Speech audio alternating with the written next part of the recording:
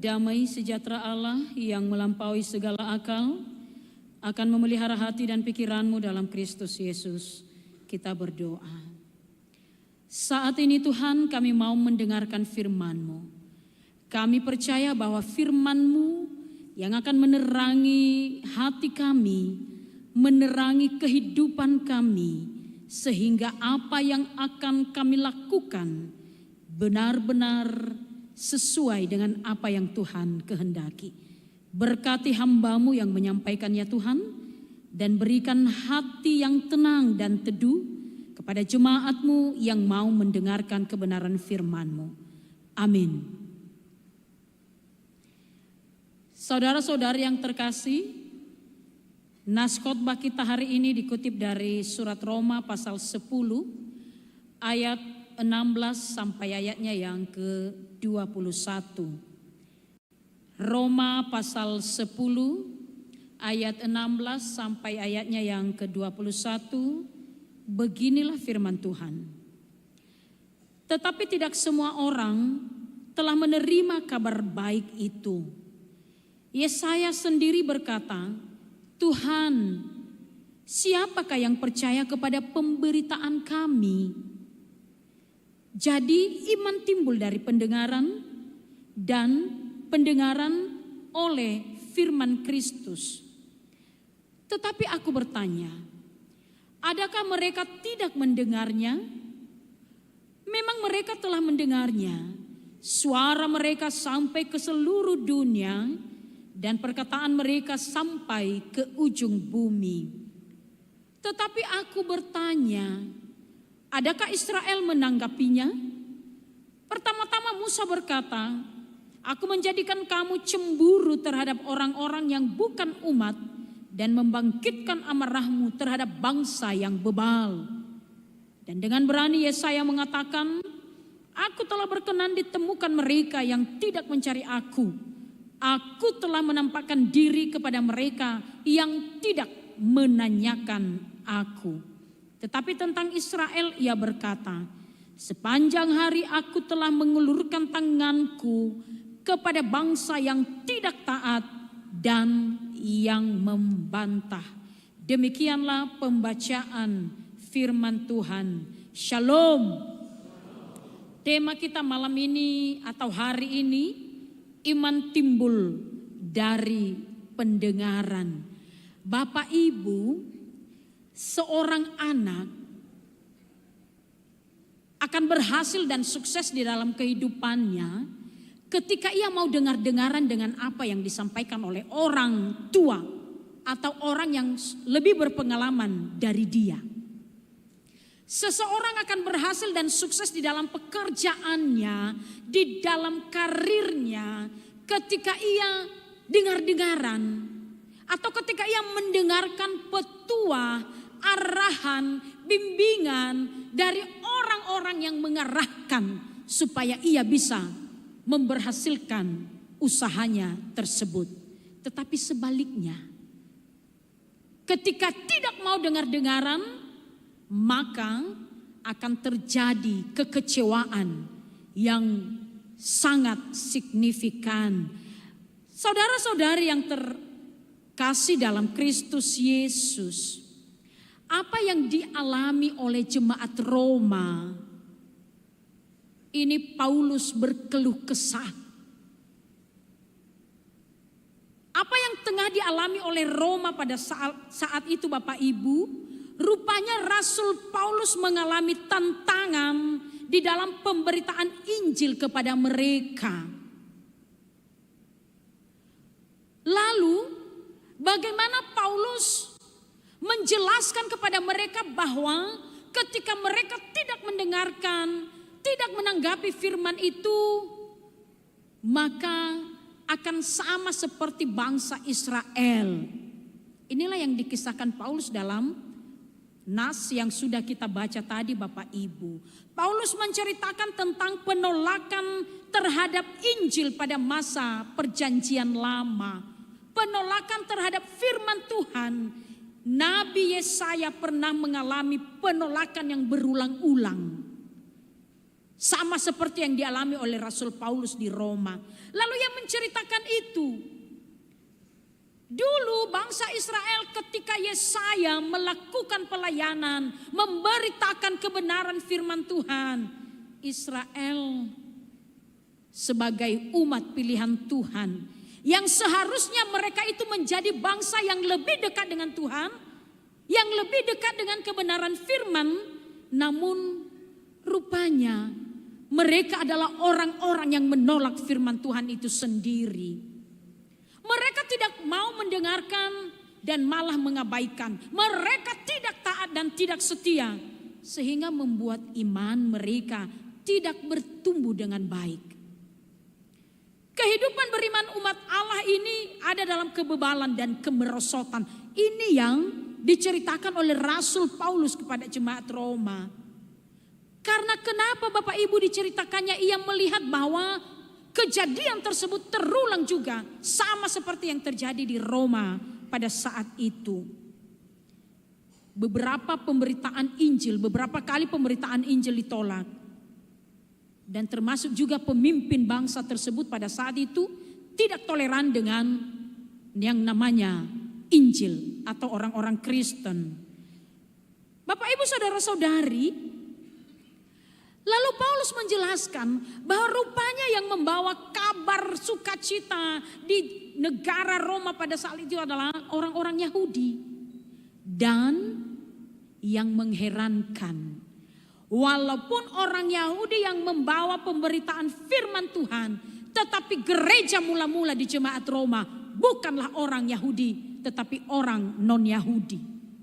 Ini sama seperti kisah mereka yang seharusnya menjadi bangsa yang dekat dengan Tuhan, tetapi rupanya mereka mengabaikan firman Tuhan itu sendiri. Sama di jemaat Roma, mereka yang membawa berita keselamatan di kota Roma, tetapi bukan mereka yang mendirikan gereja mula-mula, malah orang luar, Bapak Ibu, saudara-saudari.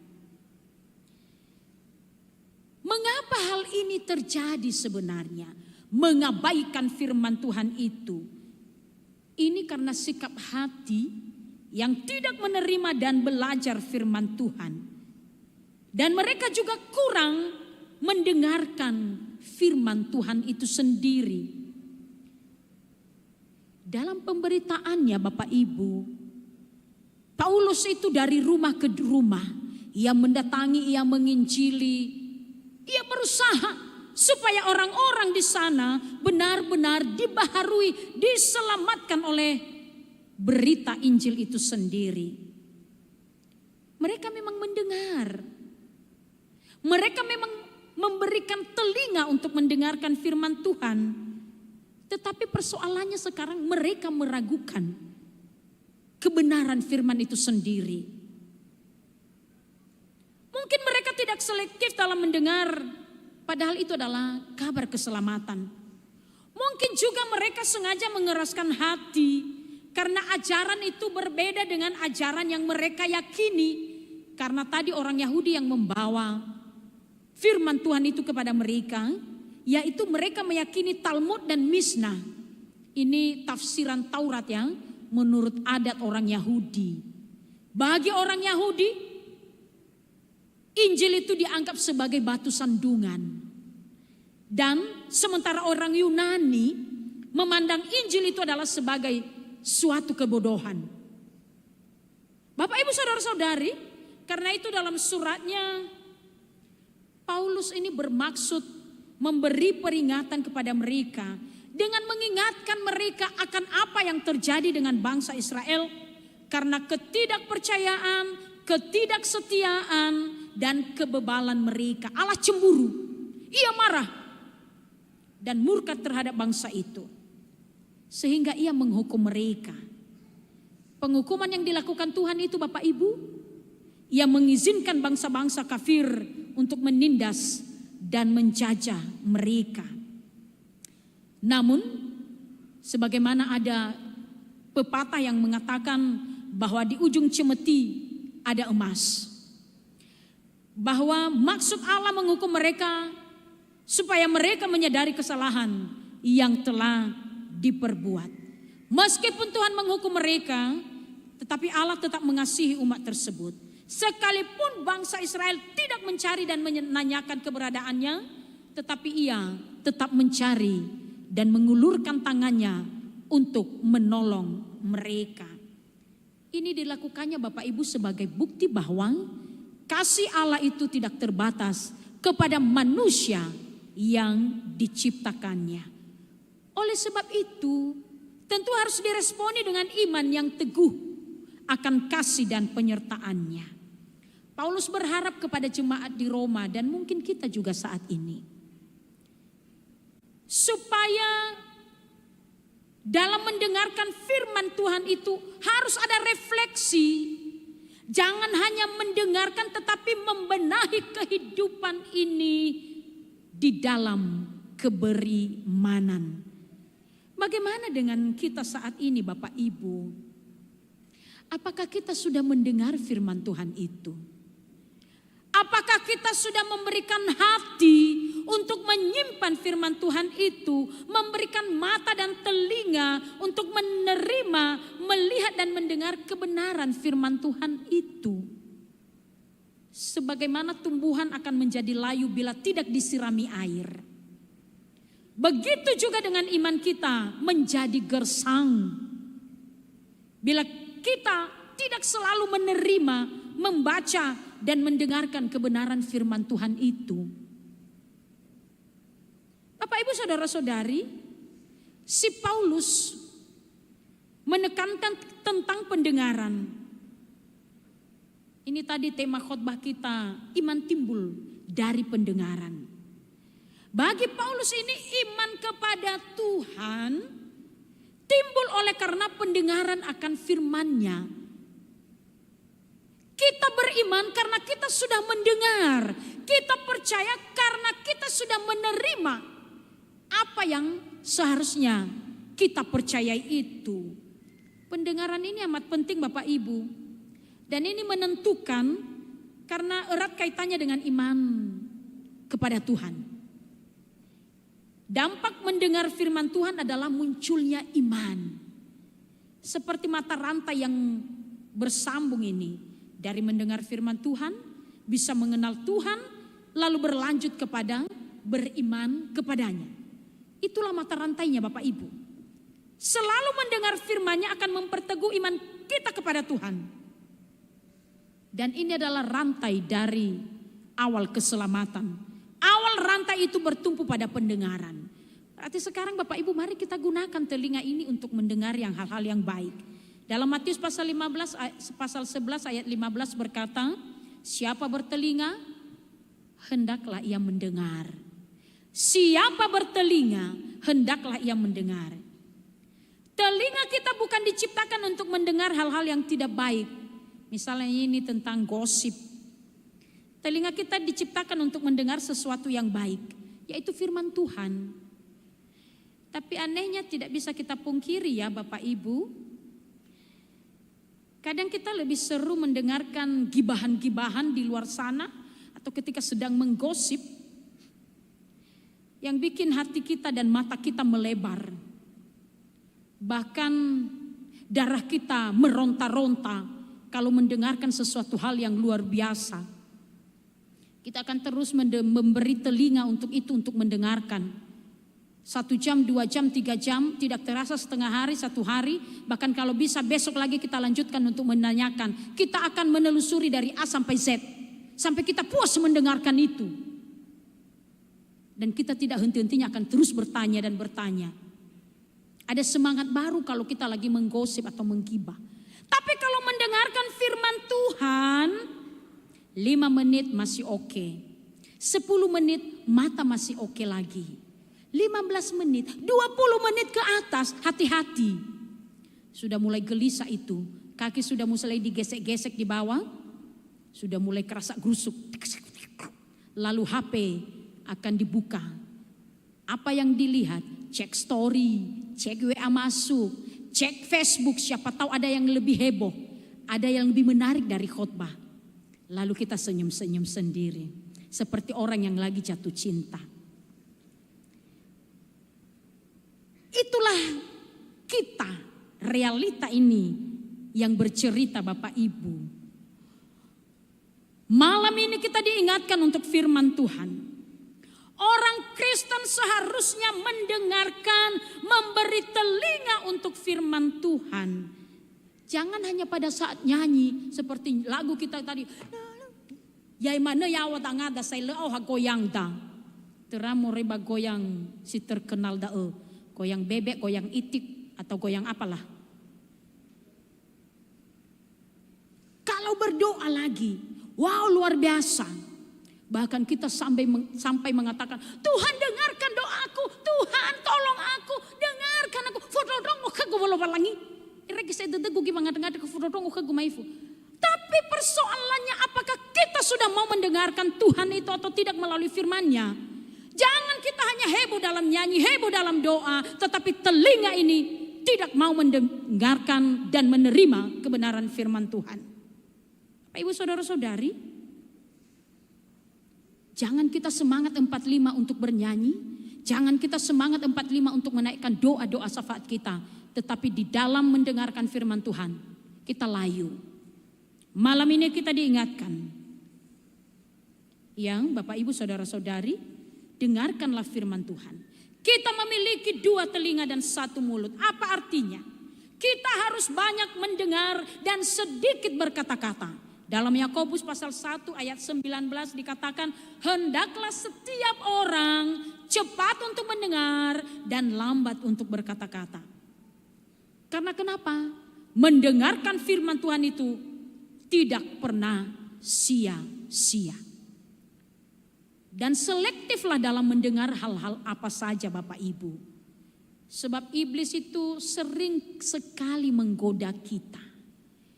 Bahkan di dalam pemberitaan firman Tuhan juga, iblis itu akan selalu memakai orang-orang yang memakai nama agama untuk membenarkan pembenaran dari iblis itu sendiri. Dan ia bisa menghasut kita. Jadi selektif juga kita ya Bapak Ibu.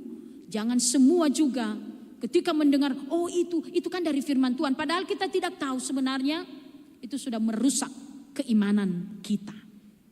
Jadi bijaklah, berhikmatlah untuk mendengarkan setiap apa yang hendak disampaikan terlebih-lebih dalam firman Tuhan. Selagi kita masih bisa mendengar, sebelum kita tua, sebelum telinga ini tidak bisa mendengar, sebelum kita tuli Bapak Ibu, arahkanlah pendengaran senantiasa kepada kebenaran firman Tuhan. Hidupilah firman yang telah kita dengar dengan melakukannya di dalam kehidupan kita sehari-hari. Jangan juga hanya mendengar. Jangan juga kita hanya selalu mendengar, membaca, tetapi tidak menjadi pelaku firman. Dalam Yakobus pasal 1 ayat 22 dikatakan di sana, tetapi hendaklah kamu menjadi pelaku firman dan bukan hanya mendengar saja. Itu menandakan bahwa kita memberi perhatian dengan sungguh apa yang kita dengarkan. Sebab jika kita telah mendengar namun tidak memperoleh apa-apa dan tidak melakukan apa-apa, berarti kita tidak mencermati, kita tidak menanggapi, bahkan kita tidak memahami dengan seksama apa yang telah kita dengar tersebut. Tentu merupakan kebahagiaan kita Bapak Ibu yang ketika kita selalu mendengarkan, mengarahkan pendengaran ini untuk mendengar firman Tuhan dan mengarahkan hati kita, kehidupan kita untuk melakukan firman Tuhan itu sendiri. Dalam Lukas pasal 11 ayat 28 tadi sudah dibacakan oleh WM, berbahagialah mereka yang mendengarkan firman Allah dan yang memeliharanya. Artinya kita bersedia mendengarkan firman Tuhan, lalu menyimpannya dalam hati dan lalu melakukannya di dalam kehidupan. Prakteknya itu penting. Teori sudah kita dengarkan, praktekkanlah. Praktekkan kasih itu, praktekkan kesabaran itu, praktekkan kesetiaan itu. Sehingga kita benar-benar diberkati dan benar-benar menjadi pelaku-pelaku dari firman Tuhan itu sendiri. Jika kita selalu mendengar dan memeliharanya, maka kita juga dengan mudah bisa menyampaikan kepada orang lain. Yang Bapak Ibu Saudara-saudari, walaupun di dalam pemberitaan kita melakukan hal-hal yang baik itu banyak sekali tantangan seperti yang dihadapi oleh Paulus.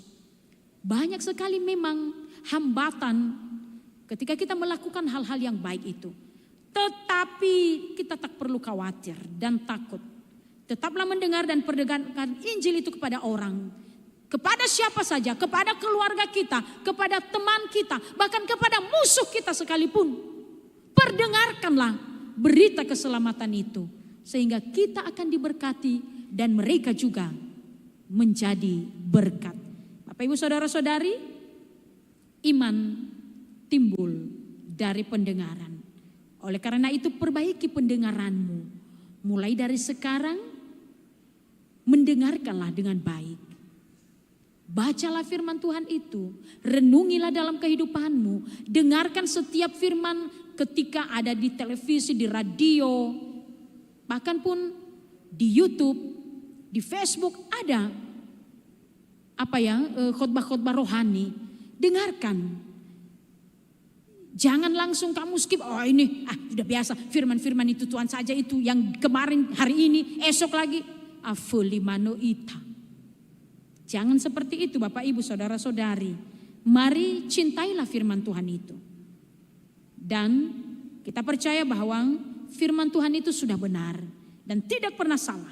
Namun bagi kita bisa salah kalau kita tidak mempercayainya. Oleh karena itu gunakanlah telinga ini untuk mendengar, siapkan hati untuk menerima dan menyimpannya dalam hati, dan berilah kehidupanmu untuk siap melakukan apa yang harus dilakukan oleh orang percaya. Firman Tuhan yang menjadi ayat hafalan kita untuk hari ini terambil dari Roma pasal 10 ayat 17. Roma 10 ayat 17. Jadi iman timbul dari pendengaran dan pendengaran oleh firman Kristus kita bersama-sama. Jadi iman timbul dari pendengaran dan pendengaran oleh firman Kristus. Sekali lagi, jadi iman timbul dari pendengaran dan pendengaran oleh firman Kristus. Tuhan memberkati, kita berdoa. Terima kasih Tuhan. Rupanya melalui pendengaran ini, maka iman kami timbul. Terkadang selama ini kami tidak menggunakan pendengaran ini, menggunakan telinga ini untuk mendengarkan firman-Mu, untuk mendengarkan hal-hal yang baik. Bahkan terkadang kami lebih suka mendengarkan hal-hal yang luar biasa, yang viral, yang sedang digosipkan di luar sana. Ampuni kami. Biarlah kami berkomitmen bahwa telinga ini, hati ini, batin ini, kehidupan ini benar-benar mendengarkan firman-Mu, benar-benar melakukan apa yang baik, yang sesuai dengan kehendak-Mu. Kami sudah mendengarkan firman-Mu dan biarlah menjadi berkat bagi kami Tuhan. Dalam nama Yesus kami berdoa. Amin.